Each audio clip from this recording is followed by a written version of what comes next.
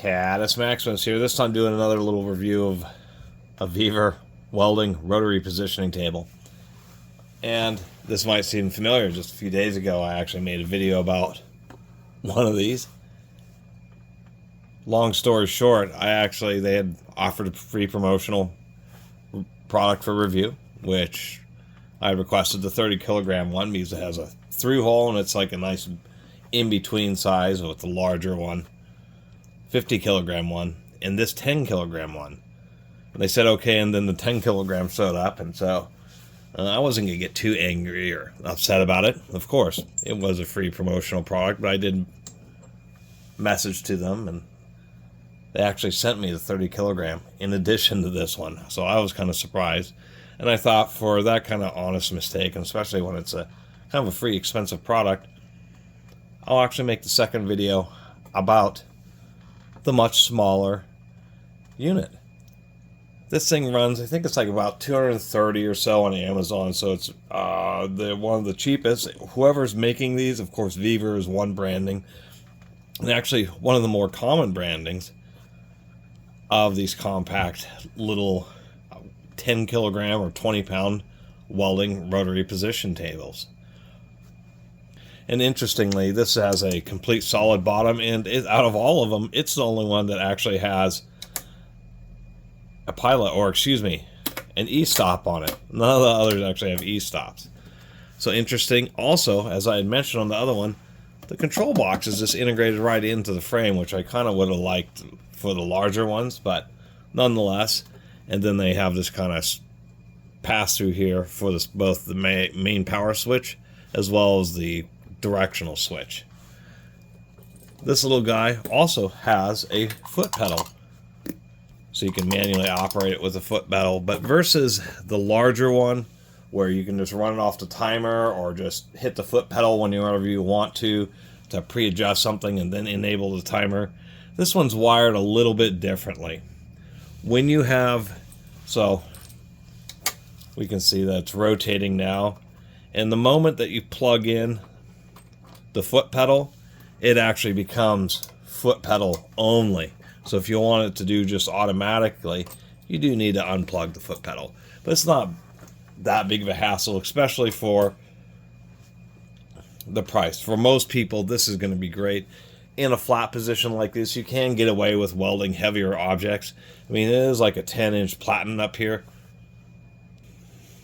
I'm a horrible judge of scale. This is an 8-inch platen. We have slots, and interestingly enough, we have some pre-threaded bolt holes, which aren't on the larger ones. And then we have a chuck here. This is like one of those chucks that is on the very many Chinese mini lathes. And how it works is you actually have a collar. See, this thing is still rotating. And you twist the collar and it opens and closes the jaws. One thing, and let me get this a little bit closer here. I will say, since they are literally using one of the threaded back middle mini lathe chucks, it's actually not a bad chuck. There's really nice machining. There's actually little semi arcs on the backs of the jaws here. So if you need to work on something, I mean, the reason these jaws have steps is because you have a variety of ways of holding things. You can hold things like this, or you can go run it backwards and hold via the inside of a tube on these back edges. You can flip around and hold the outside of a tube on these edges. Or there's even situations where if you want to hold something really large, you can see how the jaws protrude past the outside diameter of the chuck. So you can actually hold like 3 or 4 inch objects, and if you want more grip, once again, you flip around the jaws and then you just have a wider surface engage them in, or engaging, I should say. Jaws are actually pretty tight. I think that would probably be the actual criticism of using a machine grade chuck. I mean, they can get them cheap because they make so money for those mini lathes. The problem is it is, even being Chinese, it's still designed for a mini lathe, a machine tool, a precision machine tool, and so there's actually pretty tight tolerances for these jaws versus like the cast iron chuck that's on the larger ones, which is like a utility 3-jaw chuck. Those tight tolerances also translate into grit, weld spatter stuff, getting into, there's a spiral nut in their teeth on the bottom side of these jaws, and they interact with that spiral nut to open and close, and particles and stuff are going to get in there, and you're going to be battling with this thing. How you torque it is kind of interesting. You have these little levers, and you just have holes, and so when you want to torque something, you use this one to hold, and then this one to actually apply your clamping force. Which for these, it's actually just a standard for these little chucks. If you ever lose these little keys, you can always just use drill bits, that type of stuff. The one critique is these things are floating around, and they should have included like a little clip down here or a little clip on the side somewhere to snap these things in. Instead, they don't really have much besides you just kind of dropping them into some holes there. So wish they would have improved on that. It actually turns out if you give this a pretty good little strike there, this quite literally is one of those little threaded chucks. Can be rebuilt. Just a simple snap ring, and you can pull it all apart and clean it up. The Phillips head screws are another little kind of budget conscious addition. They just weren't particularly tight. They are trumpet or tapered head screws in order to provide a little bit of centering effect when you for the plate when it's mounted to the spindle. But these should have been socket head cap screws, machine grade screws, and instead they aren't. And that's just a little bit frustrating. It's going to get pushed up a little bit by the brush. But there's the spindle, tons and tons of grease on this thing. And then this is just a steel plate. There's nothing that prevents you from making larger or smaller ones. It's pretty easy to modify these. And gives me a better, or gives you, if I can zoom in here, better look. So what we have under here, and I can just do it this way, is we have a little geared head motor right here. I think this is a 24 volt. Indeed, that's a little 24 volt geared head motor. It uses some kind of standard 6-bolt design here, and there's actually one YouTube video from somebody. This has a speed range about half an RPM through 12 RPM. A lot of times that's too fast, but as in previous videos, there's actually a variety of uses. These can be used just for rotating anything, deburring parts, even some spray painting and even tasks and stuff like that. You would want to protect it with some plastic, but they're just general purpose. Rotary tables that, of course, as you saw right here, they just have a brush, some heavy-duty terminals coming off of it. This is riding on the outside of the plate to act as a ground to make it a rotary table. I mean, that's the only difference, is just that it has this brush here.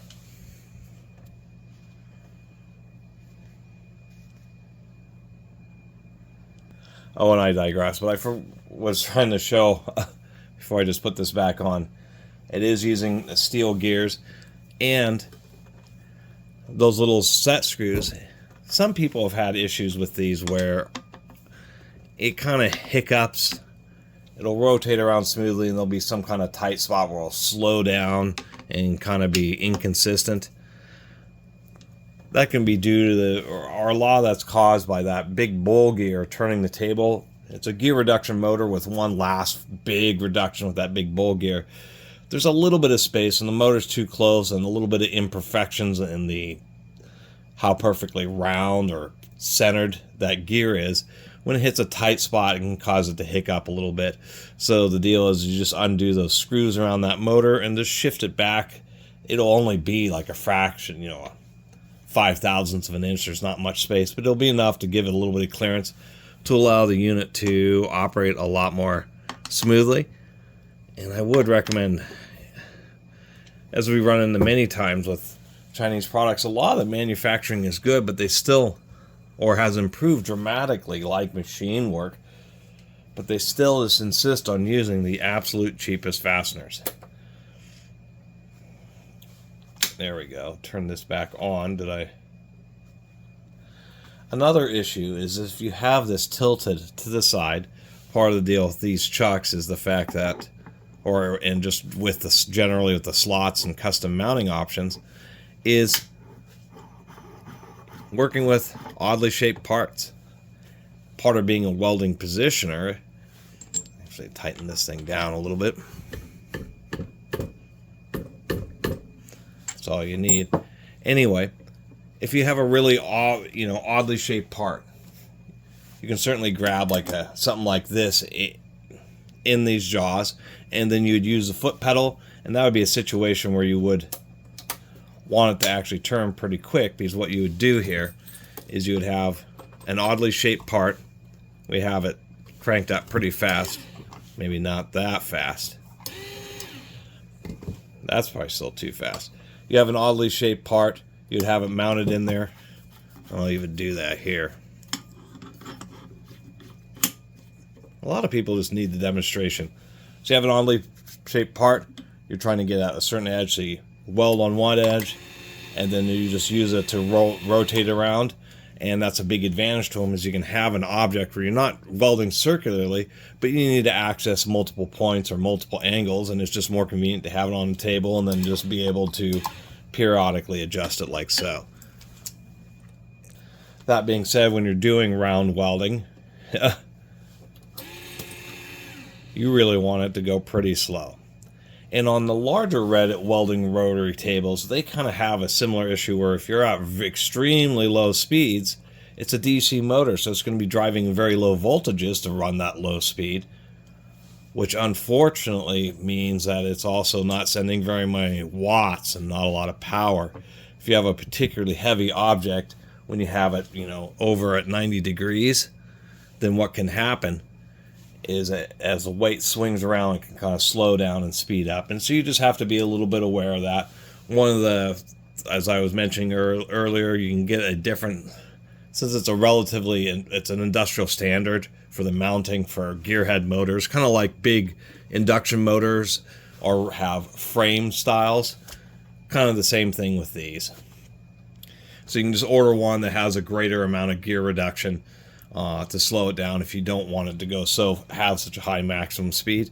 But in its current setup, and that's why I've been letting it run while talking, is this one at least is pretty consistent. I haven't had to readjust anything. It's just the fact that at a really low speed, or if you're just doing some careful TIG welding like this, you just have to be careful not to bump it, because of course it's such a low amount of power that I can easily just stop it. I don't know if there's like a load sensing mechanism or electronics on the bigger one. It was true, the bigger one I could have spin slowly, and when I tried to stop the wheel, it would spin the whole frame of the unit. So this may be kind of a thing with just these smaller ones. And if you speed it up just a little bit more, and surprisingly enough, even though this seems kind of, for some people, pretty fast, really with a wire drive welder, you just adjust your wire speed and actually have better deposition rates, and then just a little bit more speed like this means dramatically more powers. I can still stop it. It's almost at the point of being able to twist the base, but you still have a lot more torque, and so that would be really the solution. As you see, as I've been hitting this thing, it's constantly tilting. And that's probably the Achilles heel, is the bigger ones have that warm drive crank, so they stay in the position that you adjust them. This one has these thumb screws, and they're kind of friction based. Oh, I should mention that the wires on this motor were just soldered, and then they have a bit of heat shrink, and they're just dangling there. So I used the zip tie to kind of zip tie the wires, the insulated part of the wires, to the motor. Because even these soldered wires here, even if they're shrink wrapped, as they wiggle back and forth, moving this around and adjusting the table, they will just fatigue inside the insulation. So it's kind of a little bit of being a little bit short-sighted. The other thing was, on the bigger one, there was a lot there. This gear was actually on top, and it had a whole shielded guard around it. This gear is pretty exposed. It's not a big deal, but if you're doing some kind of horizontal welding operation, you'll get a lot of splatter, and it's kind of tucked away. But also, is also exposed, so there is potential for stuff to get in there. grit to get into the teeth. And so that would actually be one that is just a simple piece of sheet metal that you just put over the bottom of this. They should have done that. They already have places to screw in. That's what I do, is we have these folded lips on both sides, is I just cut a piece of sheet metal, drill another hole here, here, and a couple here, and help protect it. But I digress. The mechanism is actually pretty tight and holds the table, or I should say doesn't have end play or slop. The issue is that you have these wing nuts and you just can't really get enough tension on them to really lock this table down. And you'll I just had pliers. You'll unfortunately be using a pair of pliers to torque these things to get them tight enough. Heck, even using pliers. And that's kind of the issue, is it's supposed to be rated for 10 pounds horizontally, but there's always a caveat, because when they rate 10 pounds horizontally, I mean, if I have a really thin, really long shaft, it's going to exert more leverage than if I just have a 10-pound chunk of steel really close to the faceplate. The further away from the pivot you are, the more leverage a given amount of weight has. And so you're going to be using pliers just to be able to get this table to stay in place. And so really, they needed much larger wing nuts. They seem like they're stainless steel or they're forged. They're actually really pretty darn nice wing nuts, because they're not wing nuts, they're wing-headed bolts. But really, you're probably going to be best off just actually having a wrench or ratcheting wrench, and just running some metric just hex head bolts in through there. And the worst part about that is when you are using pliers, it would be real easy to put too much force and snap one of these off, and now you're stuck drilling and extracting. So I think that's kind of ill-fated. For the horizontal position or slide angle, it's not a big deal, but if you have it 90 degrees, you're going to really have to wrench down on these things. So besides that, not a lot else to say, besides I kind of like having the E-stop. I don't know why it's the little one that has an E-stop and none of the others. Even though this and the 30 kilogram are rated up to 12 RPM, I think this one actually hits 12 RPM, where the bigger ones are actually only 10. And then the 50 kilogram only goes to 6. Of course, the larger these are, the slower they need to spin, because of the general diameter of objects that you're working on. Anyway, not a lot else to say about this unit. I mean, it works, and for a tolerable and usable welding rotary table and positioner, I mean, these are the standard. Anything else that you basically get beyond this is going to be a lot more expensive. And these are built industrially. As I mentioned, I was talking about, Vevor's bigger 30 and 50 kilogram. That would be like the 60 and 120 pound versions. But they make these things industrial. Not Vevor, but generally speaking, welding rotary tables are made up to 5-10 ton capacity. Just absolutely massive pieces of industrial equipment. But for a do-it-yourselfer, even somebody who's like, it kind of depends on exhaust components, because those tend to get pretty long.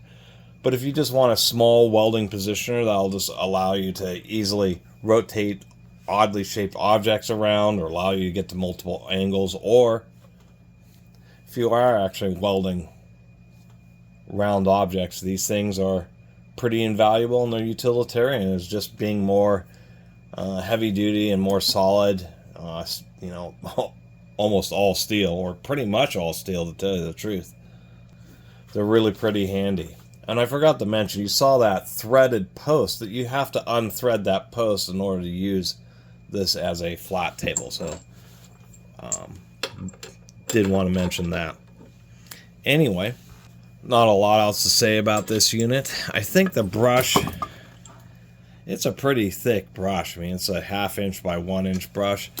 It's probably a brush that's rated for, probably 50 to 80 amps. When it comes to these kind of brush systems, whether it's motors or a welding rotary table, is amperage rating tends to be over a given period of time. A brush like this could take 100 amps, but probably only at a 50% duty cycle, at something where you weld for maybe 30 seconds and then you have to let it cool down for 30 seconds, otherwise you build up too much heat. But at 100 amps, that'd be actually some pretty decent, pretty heavy welding. But using 1/8 inch stick and that type of stuff, it's more than good enough. And for the price of these little 8-inch or 20-pound capacity ones, it's actually a really reasonable price for something like this, especially since it's actually at least using relative or off-the-shelf gearhead motors and that type of thing, and little lathe chucks and things like that. Well, it can be modified too, which is kind of cool. And you actually, as far as the base structure, this bent steel, it's actually pretty stout. I mean, I think as far as the materials here, this thing could probably survive putting 50 pounds on it. It may be real hard on the motor, but you could probably get away with it. Anyway, thanks for watching.